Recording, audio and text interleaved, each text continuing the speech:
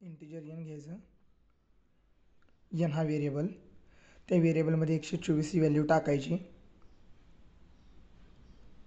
ते आपल्याला चेक करायचे इवन आहे का ऑड आहे. त्यानंतर आपल्याला एक कंडिशन घ्यावी लागेल. इफ जर चेक करण्यासाठी इवन आहे की नाही, ओपनिंग क्लोजिंग इफ कंडिशनसाठी. एल्स घेऊ. एल्ससाठी आपण ओपनिंग क्लोजिंग घेतलं. इफमध्ये कंडिशन फॉल्स झाली तर एल्स रन होईल.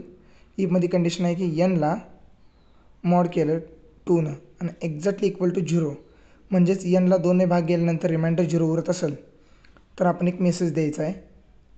system.out.println even number. जर तो नंबर इवन नंबर नसेल तर आपण दुसरा एल्स पार्टमध्ये मेसेज द्यायचा आहे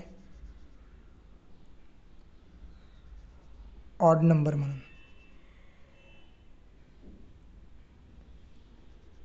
प्रोग्राम झालेला इवन ऑडचा रन करायचा आहे. रन केल्यानंतर खाली कन्सोलमध्ये इवन नंबर असं प्रिंट येईल.